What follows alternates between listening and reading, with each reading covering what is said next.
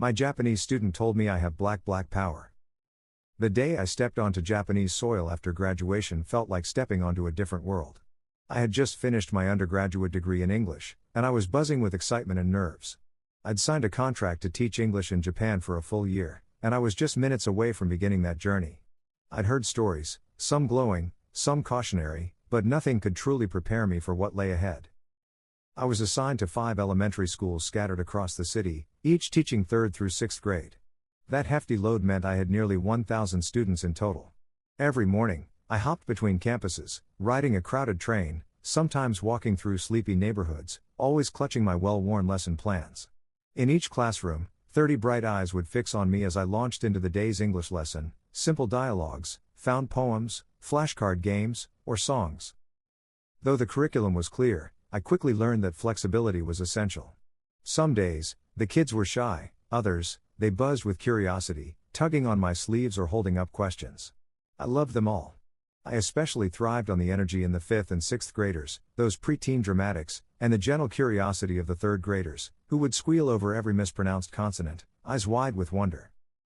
Between lessons, I could count on flashes of mischief, repositioned chairs, missing chalk, or tiny hands throwing paper airplanes. I didn't mind. This was real connection. Every afternoon's goodbye chant, "See you tomorrow," Channy-sensei exclamation mark echoed in my ears long after I left the building. Some days, I'd stop at a coffee shop with a view of cherry trees in blossom or evergreen hills in the distance. I'd sip hot matcha latte, reflect on my lessons, and think, this is the life I dreamed of.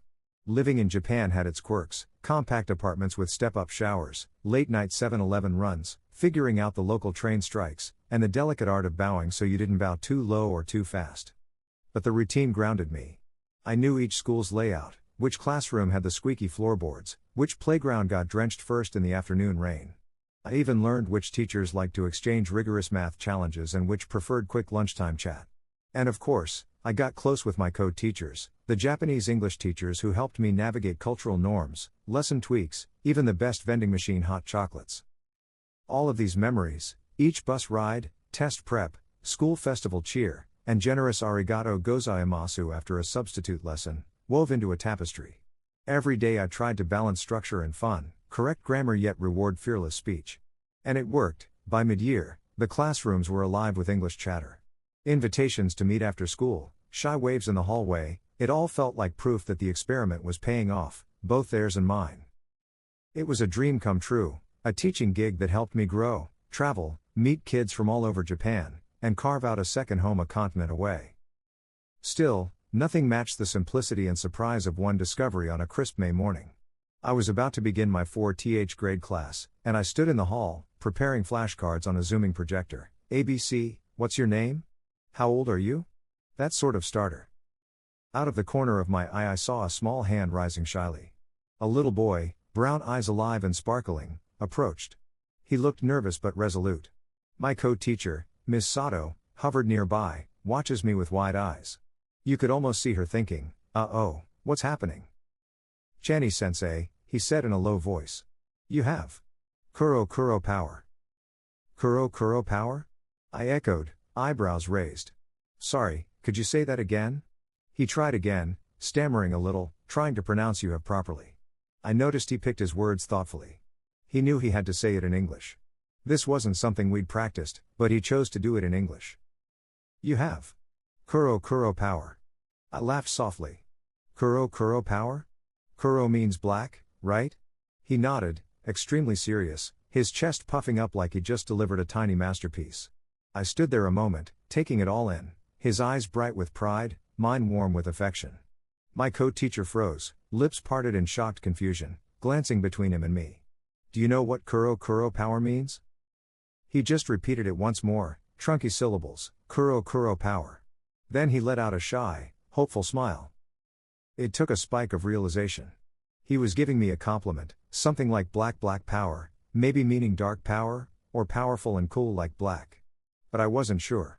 I smiled kindly back, my voice gentle. Arigato. Thank you. I put a hand on his shoulder. He beamed. I motioned back to his seat. Go sit down, please. Our co-teacher leaned in and whispered in Japanese, I'm so sorry, he's acting a bit odd. He looked apologetic, eager to diffuse whatever confusion had arisen. I shook my head, chuckling. It's okay. Really, I love it. That was awesome. I winked. He practiced you have correctly. That was great English. For the rest of class, I rode a wave of affectionate humor. Every time a child mispronounced a word, I thought at least they'll never say kuro kuro power. The phrase echoed in my head like a secret incantation. That afternoon, on the train home, I pondered it again, the courage it took for him to come forward, the pride with which he gave me that compliment, and the way he'd labored to speak English perfectly, from you have to power. Later that week, I asked my co-teachers if they'd ever heard kuro kuro power used by children jokingly. They shook their heads. One said, "It doesn't mean anything, but it's so cute." Another laughed and said, "Maybe he meant cool power but mixed up words." We all agreed, sometimes kids land on poetic expressions entirely new. Over the following days, the phrase took on a life of its own. It became a classroom inside joke. Whenever a student returned a perfect test, I'd color a kuro kuro power stamp beside their name. They'd trill with pride. Somehow, a silly phrase born from a 4th grade compliment became the unofficial classroom slogan, for excellence, courage, or just plain being uniquely yourself. Sometimes I'll think back, that soft morning light through the seamless windows, the boys' proud eyes, the triangle of understanding that formed between us, teacher, student, interpreter standing by. All arising from 5 kinds words in broken English. You have kuro kuro power. Teaching in Japan taught me so many things, patience, resilience, focus, but that moment delivered a simple truth. Language, even in its flawed forms, can connect us more deeply than perfection ever could. I didn't need to understand exactly what kuro kuro power meant. I just needed to feel the kindness and intention behind it. And in that moment, I did. I remember leaving Japan at the end of my contract, tears in my eyes. I hugged every co-teacher tight, cried over farewell gift exchanges and promises to visit. But the memory I carry most alive is that moment in the 4th grade hallway. That boy's voice. His pride. My afro puff bouncing gently as I laughed. Sometimes, late at night or early in the morning, I'll close my eyes and imagine a gaggle of 4th graders gathered around a desk, coloring stamps of power, whispering, "Chani-sensei has kuro kuro power." And I smile. Because I know that somewhere in Japan, maybe one of those smiling kids still whispers it to a new teacher, and maybe it still echoes across time, teaching us that every voice, in broken English or perfect, carries its own magic. By mid-February, winter's last chill still lingered in the air, and I was fully immersed in my life across 5 elementary schools. Each morning, I navigated squeaky wooden corridors at Takara Elementary or the rattle of fluorescent lights at Hashimi, where each classroom carried its own personality. I can almost feel again the slight resistance of tatami mat beneath my feet when I stepped inside, and the faint dust of chalk that followed me out, a comforting badge of my mornings. One day in early March, a class of 5th graders and I boarded a steam-huffed train heading to the Izu Peninsula for a field trip. I remembered the scent of sea spray as we rattled along the tracks, crystalline sunlight revealing volcanic outcrops along the coast. This region, part of the UNESCO-listed Shizuoka area, was famed for its hot springs and stunning geological formations. We arrived at Shuzenji, a town steeped in 1,300 years of onsen history and centered around the banks of a clear stream that gurgled beside stone lanterns.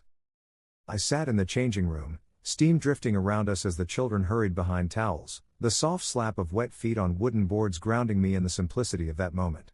Later, outside beside the Katsura River's foot baths, we sipped warm mineral water drawn from Tokonoyu Springs, literally foot bath by the Buddhist monk. A shy girl offered me yuzu tea, its tangy steam rose in the mist. We talked, mostly in broken English, about mountains they'd climbed, words they struggled to pronounce. Lugs, plugs, fluttered past. She laughed when she stumbled on precipitation but beamed when she got it right, her cheeks pink from the warmth of the bath and the thrill of English. Back at school, the rhythm of everyday teaching continued, with more awareness. Each classroom I entered, I paid close attention to their routines, the synchronized bowing at the bell, the snapping shut of textbooks, the silence before the class Ohayo gozaimasu. I learned to read their energy, the slight slump when they were tired, the lean forward when intrigued. I adapted quickly, flashcard games became mini-skits, dialogue drills became puppet shows. The ritual of Japanese classrooms, from sweeping floors to the group cleaning at day's end, became my own daily meditation, a partnership between structure and invention. Late April arrived, and I began secretly carving stamps, small rubber discs bearing little black afro shapes. I'd taken inspiration from the boys' kuro kuro power compliment, their pronunciation exact, their gaze unabashed, and decided to celebrate it. I kept the stamps in my apartment, low lit and cluttered with origami paper and chalkboard notes, guarding them like a secret. One afternoon before spring break, I assembled the class in the tatami room. Soft sunlight filtered through shoji, lighting up origami kimonos the children had folded, each uniquely colored with patterns of Sakura and Mount Fuji. They sat in a flower-shaped circle, a hush falling. I handed out cards with grids for 10 English efforts. I like dogs. He has 3 pencils. We can run fast. Each time a student attempted a full sentence, I stamped their card with a rubber afro imprint, a swirl of pride in black. Their eyes lit each time they saw it. I said loudly, with a flourish, "You have Kuro Kuro power." A hush, then shy bows, flushed cheeks, and the suggestion of giggles. They told me later it felt like magic. By June, the Matsuri, school festival, arrived. Though elementary Matsuri are smaller than university events, they still burst with life, classrooms transformed into tiny cafes or game stalls, paper lanterns dangling in corridors, clubs performing taiko drum pieces and yosakoi-style dances. We hung happy coats on chairs, each emblazoned with the kanji for festival. Families mingled among stalls serving yaki onigiri, takoyaki, and lemonade. Under lantern-lit trees, the children clustered around me in a circle. My heart fluttered as I suggested an English sing-along. We launched into Twinkle, Twinkle, Little Star, then I asked them to clap and dance, holding Naruko, wooden clappers, like real yosakoi dancers. Their laughter bubbled through the festival night air. Suddenly, they began it, the chant they'd made their own. "Chani-sensei, you have Kuro Kuro power." First softly, then rising in confident waves, echoing over the stalls and smiling parents. I closed my eyes and bowed, no Japanese equivalent of a group hug, but nails against palms, tears gathering. Their gratitude floated through me like lantern light on water. That night, I walked home under petals drifting in the warm summer dusk. My suitcase sat packed by the door, waiting for morning's departure. I felt chalk in my hair, soy sauce on my clothes, the distant echo of Kuro Kuro stitched into my heartbeat. I'd come to teach English, but I was leaving with so much more: belonging, purpose, and a mosaic of memories carved from kids' laughter, festival lanterns, yuzu steam, and shared stares of wonder. When I think back, I see that little boy again, quiet, steady, perfect in his English delivery. "You have Kuro Kuro power." He didn't know exactly what it meant, but he felt it was true. And somehow, in a room beneath paper lanterns or on a steaming train to Izu, that belief became ours. The final weeks unfolded like slow-motion scenes. I remember the morning light sharper than usual, filtered through the school windows, as if the universe clicked the lens of my final days in Japan. Every greeting felt fleeting. Every lesson might be a last one. One Tuesday, I walked through the courtyard at Hashimi Elementary and saw a group of third graders playing hopscotch beside blooming sakura petals. I paused. They turned, waved, and called, "Chani-sensei." Their smiles, pure and immediate, pierced that dawn's melancholy. I realized how much I'd woven myself into their daily rhythm. In the classroom that day, the energy was charged. We tried a memory collage. Students brought drawings, photos, little keepsakes to represent our year together. Some glued their flashcard games, others traced my silhouette in chalk. One student taped his yuzu tea bag, another sketched a tiny onsen bath. Everyone wrote short English captions. "Remember you. Sad to go. I have friend." When they handed their collages to me, I felt my throat tighten. Their handwritten notes, carefully spelled, hard-earned, echoed our shared journey. Then came the goodbye speech. I stood before 500 bright faces in the multi-purpose hall, cherry tree branches framing one side of the room. I spoke in Japanese, fumbling slightly for words, thanking them for their kindness, their energy, their trust. Then I switched to English. "I will never forget Kuro Kuro power. It is your power." The hall broke into applause, and I saw tears in tiny eyes. Later, outside in the playground, teachers helped me pass around my rubber stamp cards once more. Even the children who'd moved on to other grades snapped a final stamp, shouting, "Kuro Kuro power." Their voices overlapped in perfect mess, laughter bouncing off the steel slide, the climbing frames, and the lingering warmth of summer sun. That evening, I joined my co-teachers for an intimate dinner at a neighborhood izakaya.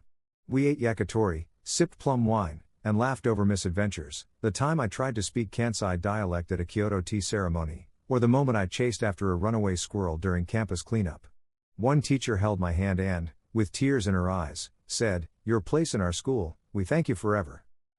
On my very last night, I couldn't sleep. I wandered outside under a sky of pale moonlight, stepping into the empty courtyard. Lanterns were gone, but I could smell the faint spice of festival dust in the air. I knelt on the concrete, tracing worn lines with my fingertips, the chalk outlines we'd drawn weeks before, the edges frayed from children's sneakers. I whispered, half to myself, "Thank you for teaching me too." It felt like a prayer. By early July, the school year was winding to a close, and I felt it in every wave of humidity that draped over the playground. The last Matsuri, a cultural festival, or bunkasai, was upon us. In the weeks leading up to it, classrooms transformed into vibrant hubs. Bunkasai at middle and elementary schools often feature project booths, food stalls, games, dances, and stage performances, all organized and run by the students. In our corridor, the energy crackled. My classroom became a language cafe. Students painted signs reading English Cafe and Let's Talk in cheerful colors. They practiced simple English phrases like welcome and would you like tea? With palpable excitement in every attempt. On the morning of the festival, the school bowled to life. Paper lanterns swung overhead, their gentle glow slowly overtaking the soft daylight. Families wove through corridors lined with origami art, science exhibits, and smiley-faced yakisoba stalls. I felt a rush of pride watching my students, some in handmade happy coats, traditional festival jackets serve takoyaki to parents, chattering in English, hot octopus balls. Midday, in the gym, the performance began. A dance troupe of third graders performed a spirited yosakoi, an energetic, modern meets traditional Japanese dance performed at festivals, using wooden clappers called naruko. They wore bright happy coats, clicked the naruko in time, and launched into synchronized moves.